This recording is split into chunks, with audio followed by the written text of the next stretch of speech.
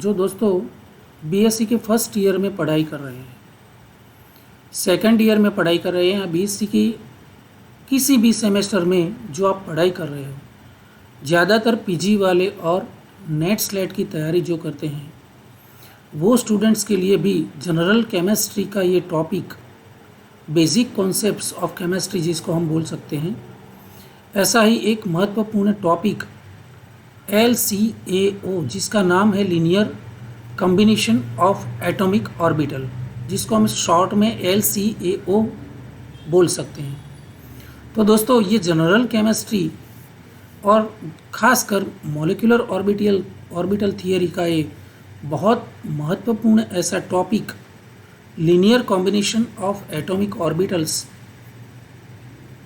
हम शुरू करने जा रहे हैं।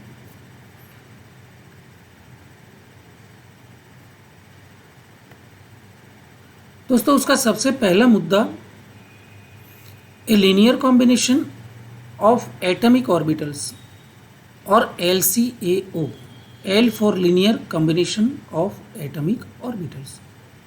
It is a quantum superposition of atomic orbitals. ये एटॉमिक ऑर्बिटल की सुपरपोजिशन है क्वांटम मैकेनिक्स में।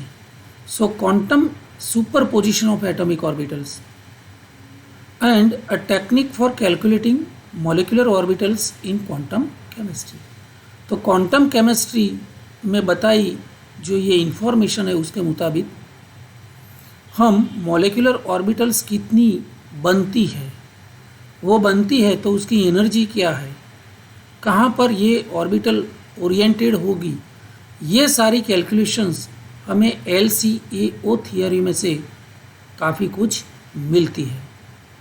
दोस्तों उसका दूसरा टॉप मुद्दा है एक quantum mechanics electron configurations of atoms are described as wave functions. वो तो हम जानते ही हैं कि क्वांटम मैकेनिक्स में जितनी भी इलेक्ट्रॉन कॉन्फ़िगरेशंस है और वो इलेक्ट्रॉन्स जो भी ऑर्बिटल्स में ऑक्यूपाइड हुए हैं, ये सारी जो ऑर्बिटल्स है उसको हम वेव फंक्शंस के नाम से जानते हैं। अगला एक मुद्दा है in a mathematical sense. Mathematical sense में अगर हम बताएं तो this wave functions are the basic functions that describes the given atoms electron. दोस्तों किसी भी एटम्स के अंदर जो इलेक्ट्रॉन्स है वो कितने हैं, कहाँ पर है, कैसे हैं, ये सारी जानकारी हमें ये मैथमेटिकल साइंस में LCAO से मिलती है। उसके बाद orbital wave functions are modified in chemical reactions. The electron cloud shape changes. ये किस तरह से है? According to the type of atoms participating in the chemical bond. दोस्तों केमिकल बॉन्ड जो फॉर्म होता है एटम्स के बीच में, उसमें एटम्स पार्टिसिपेटिंग, जितने एटम्स पार्टिसिपेट केमिकल बॉन्ड में होते हैं उनके किस प्रकार है, किस तरह के एटम्स है, वो ज़्यादा महत्वपूर्ण होता है। ठीक है, और उसके मुताबिक जो ये इलेक्ट्रॉन क्लाउड है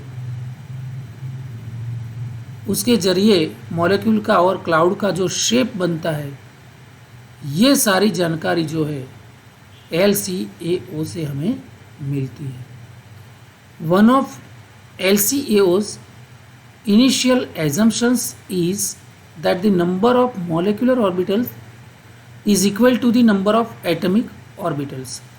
दोस्तों LCAO के मुताबिक ये linear combination of atomic orbitals की जो प्रोसेस है मॉलिक्यूलर ऑर्बिटल फॉर्म करने की, तो मॉलिक्यूलर ऑर्बिटल किस प्रोसेस के जरिए बनती है, तो उसका नाम है दोस्तों LCAO।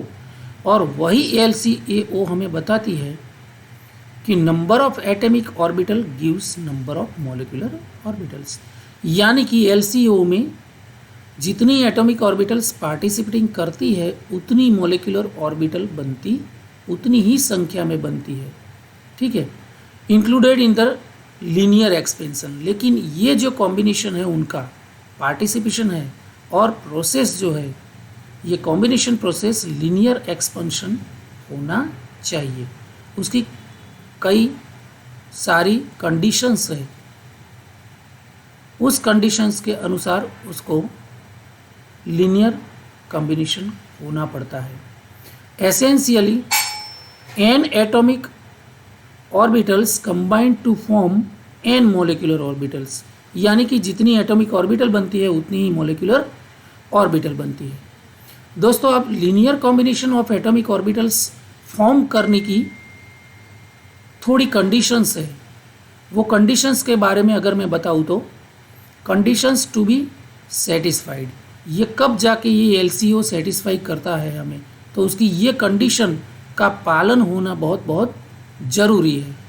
तो same energy of combining orbitals, same energy of combining orbitals, यानी कि जो कंबाइन होती है ऑर्बिटल्स वो they are of same energy.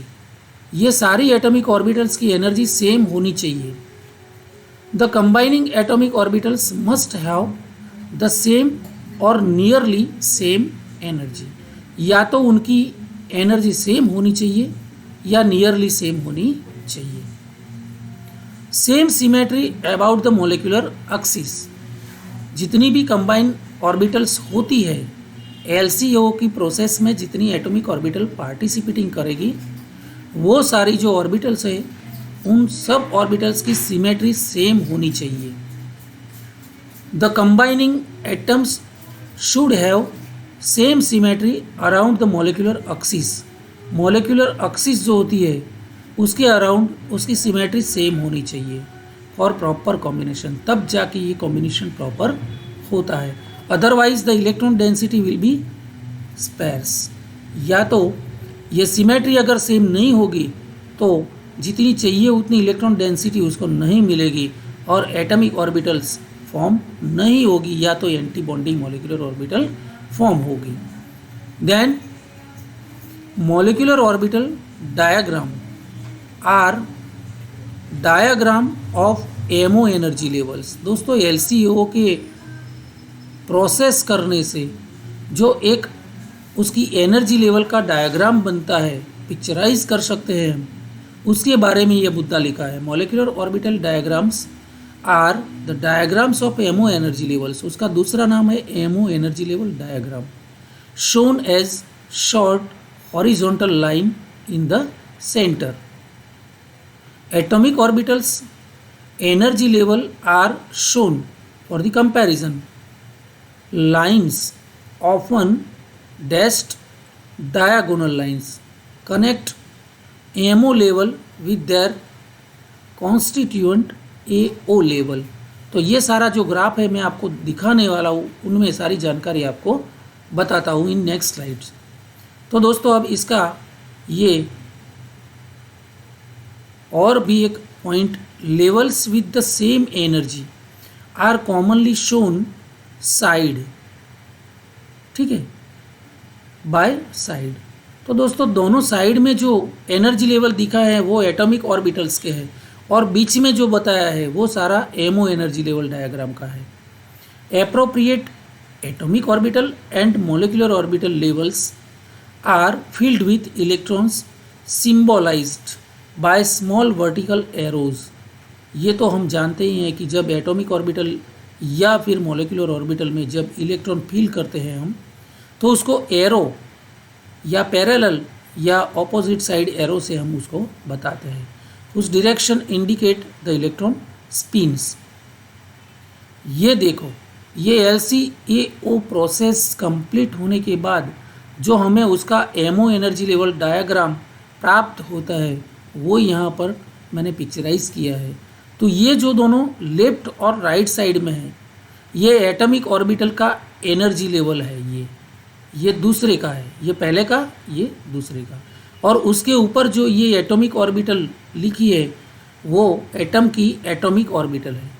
जब ये दोनों linear combination of atomic orbital से एक दूसरे के साथ कंबाइन करते हैं और मॉलिक्यूल फॉर्म करते हैं तो वो मॉलिक्यूल के पास इस तरह से 2 मॉलिक्यूलर ऑर्बिटल फॉर्म होती है, जिसमें से एक जो बिलो द पेरेंट ऑर्बिटल्स, ये हाइड्रोजन की पेरेंट ऑर्बिटल है, उससे कम एनर्जी वाली ये बॉन्डिंग मॉलिक्यूलर ऑर्बिटल नाम से जानी जाती है, जिसका सिंबल है सिग्मा। तो it is sigma orbitals, sigma bonding orbitals. लेकिन ये पेरेंट ऑर्बिटल की एनर्जी से बहुत ज़्यादा एनर्जी लेवल पे जो यहाँ पर स्टेबल हुई है, ये है मॉलिक्यूलर ऑर्बिटल्स, लेकिन उसको हम एंटी बॉन्डिंग मॉलिक्यूलर ऑर्बिटल्स बोलेंगे। जैसे कि हम प्रीवियस स्लाइड में डिस्कस करते थे, तो यहाँ पर इलेक्ट्रॉन डेंसिटी जो है, ये इलेक्ट्रॉन डेंसिटी प्रॉपर नहीं होती है, ठीक है, इसीलिए ये एंटी बॉन्डिंग है, यानी कि बॉन्डिंग का अपोज करती है, ये बॉन्ड फॉर्म नहीं करेगी। लेकिन ये ऑर्बिटल जो है, यहाँ पर एनर्जी बहुत कम हो गई है और सिमेट्री भी बहुत सेम मिलती जुलती है ये दोनों की, तो ये बॉन्डिंग मॉलिक्यूलर ऑर्बिटल जो है उसकी एनर्जी बहुत कम है, तो ये बहुत स्टेबल है, इसलिए ये सिग्मा बॉन्ड फॉर्म कर सकती है। तो इस तरह से नंबर ऑफ एटॉमिक ऑर्बिटल्स, देखिए यहाँ पर 2 एटॉमिक ऑर्बिटल है, तो इसमें से 2 मॉलिक्यूलर ऑर्बिटल फॉर्म हुई है।